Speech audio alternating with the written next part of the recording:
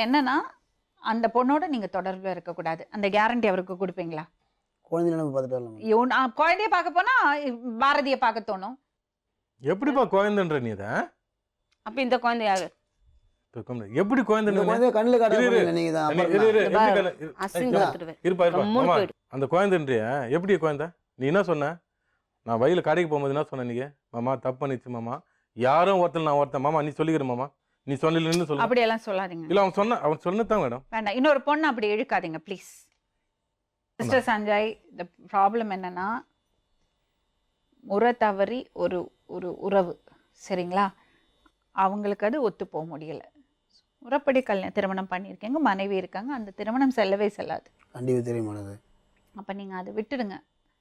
நீங்க தெரிஞ்சு அந்த பொண்ணுக்கு தெரியல உங்களுக்கு கல்யாணம் ஆயிடுச்சுன்னு, எல்லாம் தெரியும். அப்படித்தானே நீங்க உறவுக்குள்ள ஈடுபாடு பண்ணீங்க.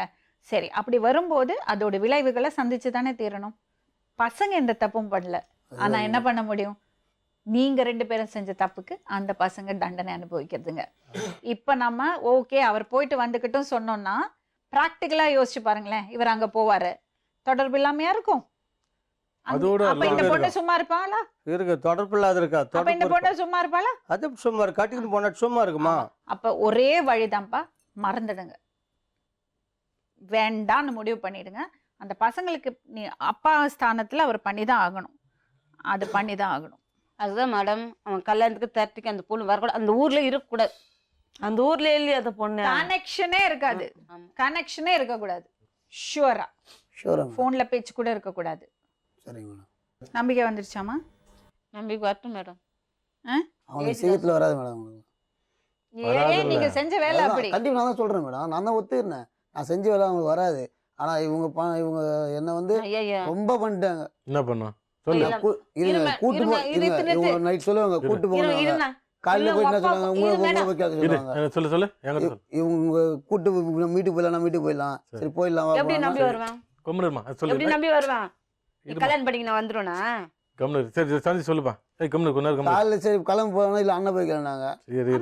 இருப்பா. அப்பா உங்க அம்மா கேட்க முடியாது, நான் கேட்க வேணாம். சும்மாமா, நான் இதே தப்பு உன் தங்கச்சி கொடுத்துருந்து நாளைக்கு இதே மாதிரி பண்ணாக்கா நீ உன் தங்கச்சி நீ அனுப்புவியா? ஒரே வார்த்தை சொல். அனுப்பிச்சு நம்பி எப்படி அனுப்புவேன்? பண்ணு தப்பு மாமியார் மருமகன் தான் அனுப்பிச்சிடலாம். மாமியார் இன்னைக்கு வருவாங்க, நாளைக்கு போயிடுவாங்க. புருஷன் பக்கத்தில் படுக்கிற நீ தான். நீயே துரோகம் பண்ணும்போது அப்போ யாருக்கு பாதுகாப்பு? எப்படி அனுப்பு நீ? இது மட்டும் சொல்லு. நாங்கள் தப்பு இல்லை, உன் மேலே நான் தப்பாக நினைக்கல. எங்கள் வீட்லேயே திட்டுவாங்க, ஏன் சஞ்சுக்கு அவ்வளோ உரிமை கொடுக்குறேன்னு. எல்லாருக்கும் கேட்டது இந்த மாதிரி எத்தனை வாட்டி உங்கள் வீட்டுக்கு வந்தேன் நான் இல்லைன்னு சொல்ல. நான் எல்லா வீட்டும் நானே போனேன். என் பொண்டாட்டி தெரியாது, நான் போய் எல்லாரும் இப்போ காலில் ஒரு கோலை நான் எத்தனை வாட்டி ஊருக்கு கஞ்சினேன், எத்தனை வாட்டி ரோட்டில் நின்று சொல்லுமாம்மா. நான் ஏதாவது உன் மேலே ஆட்சி நடத்துறது சொன்னமா?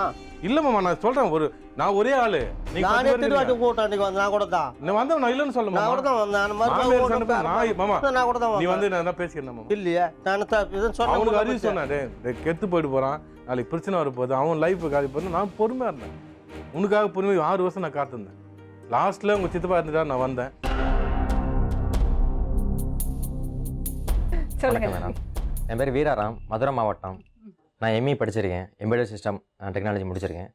ஜல்லிக்கட்டில் சோசியல் மீடியாவில் ஜல்லிக்கட்டு வீர விளையாட்டுங்கிற ஒரு பேஜ் ஓப்பன் பண்ணி அதில் 2,67,000 பேர் இப்போ வரைக்கும் இருக்காங்க. இது டெய்லி ஒரு நாளைக்கு 1000 இன்க்ரீஸ் பண்ணி போய்கிட்டு தான் இருக்குது வரைக்கும்.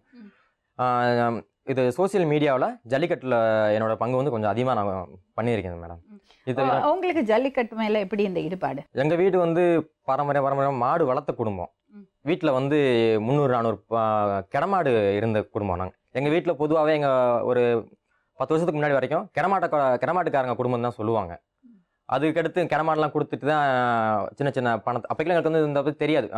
நாட்டு பசுகளோட ஒரு தன்மை புரியலை எங்களுக்கு. அதெல்லாம் விற்று தான் நான் படித்தேன், எல்லாம் பண்ணேன். எங்கள் சித்தப்பா அவங்க குடும்பம் கொஞ்சம் விற்று தான் பண்ணாங்க.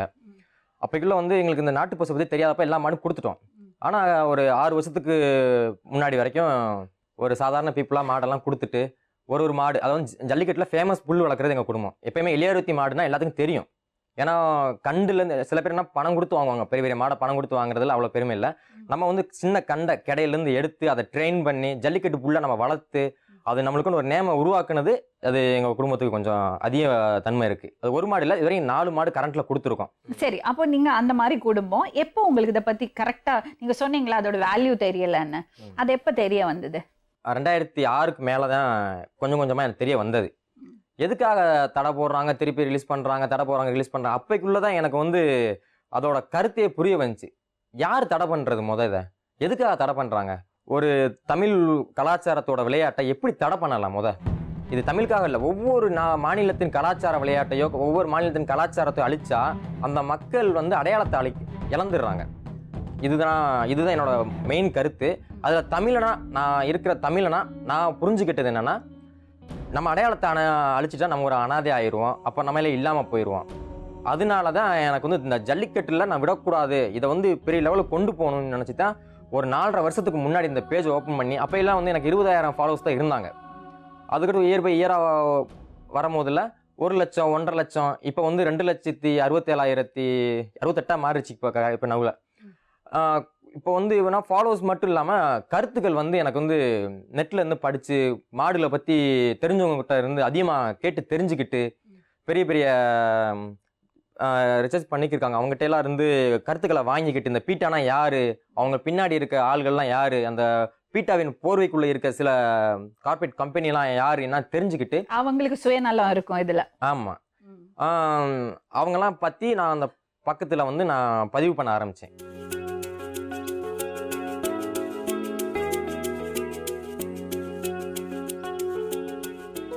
சொல்லுங்க. வணக்கம். நீங்க?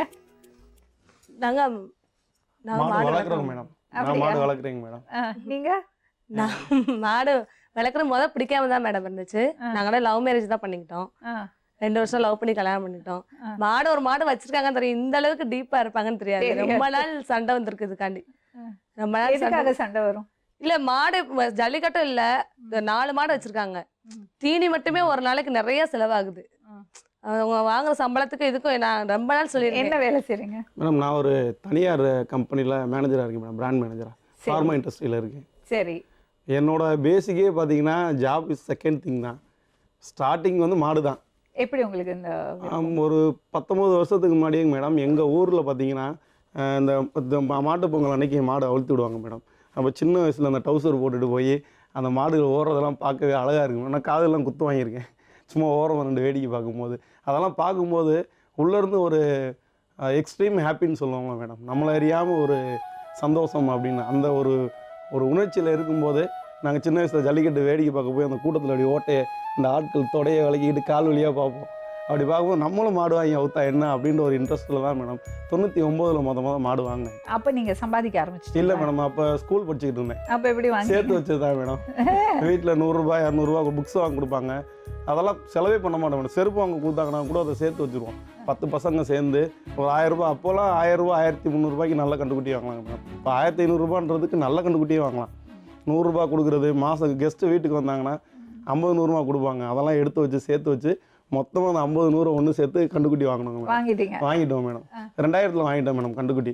அது வாங்கிக்கிட்டு ஒரு 10 பசங்க ஒன்று சேர்ந்து அதை அப்படியே வளர்க்க ஆரம்பித்தாங்க மேடம். அப்படியே கொஞ்சம் கொஞ்சமாக நாங்களும் வளர்ந்தோம், மாடும் வளர்ந்துச்சு. அப்புறம் கொஞ்சம் கொஞ்சமாக அவங்கவுங்க அப்படியே விரிஞ்சு வெளியிட போயிட்டே இருந்தாங்க. அப்போ அது வளர்க்கும் போது அதுக்கு என்னென்ன செய்யணும், எப்படி வளர்க்கணும்னெல்லாம் தெரியுங்க மேடம். ஏன்னா பேசிக்கலி நம்ம உள்ள அந்த ஏற்கனவே அந்த ரத்தத்தில் இருக்குங்க மேடம், ஏதோ ஒன்று வளர்க்கணும் அப்படின்னு. கொஞ்சம் ஆரம்பத்தில் கொஞ்சம் சிரமமாக இருந்துச்சுங்க மேடம். ஏன்னா அப்போ இந்த சைக்கிள்லாம் அந்த அளவுக்கு டெவலப்மெண்ட் கிடையாது. இந்த வைக்கல் வாங்குறதுக்கு புல்ல இருக்கிறதுக்கு எல்லாமே கொஞ்சம் சிரமப்பட்டு தான் போனால் 10 பேர் இருப்போம் மேடம். ஆளுக்கு ஒரு போர்ஷனை பிரிச்சுக்கிட்டோம். இன்றைக்கி ஒருத்தர் வைக்க வாங்கிட்டு வந்தாங்கன்னா ஒருத்தர் புல் வாங்கிட்டு வரணும், இன்றைக்கி ஒருத்தர் தவிடு வாங்கிட்டு வந்தால் நாளைக்கு இப்படியே அந்த செக்ஷனாக ஒரு 2 or 3 years வரைக்கும் பண்ணும்போது எங்களுக்கு பெருசாக தெரியலைங்க மேடம். ஆனால் பட் ரொம்ப என்ஜாய்மெண்ட் மேடம். மார்னிங் எழுந்திரிச்சு ஒரு 6 o'clock அதுகிட்ட போய் பார்த்துட்டு திரும்ப ஈவினிங் ஸ்கூல் விட்டு பேஷன் மேடம். அது சொல்லும் போதே ப்ரௌடாக இருக்குங்க மேடம். அந்த மாதிரி ஒரு ஃபீல்டில் அந்த செட்டப்பில் அப்படியே வளர்ந்து வந்துக்கிட்டே இருந்தேன் மேடம். ஒரு 2005ல் காலேஜ் கம்ப்ளீட் பண்ணதுக்கப்புறம் வேலைக்கு போனதுக்கப்புறம் தனியாக அந்த இதுலேருந்து வெளியில் வந்து தனியாக மாடு வாங்குற அளவுக்கு இன்கம் வந்துடுச்சுங்க மேடம்.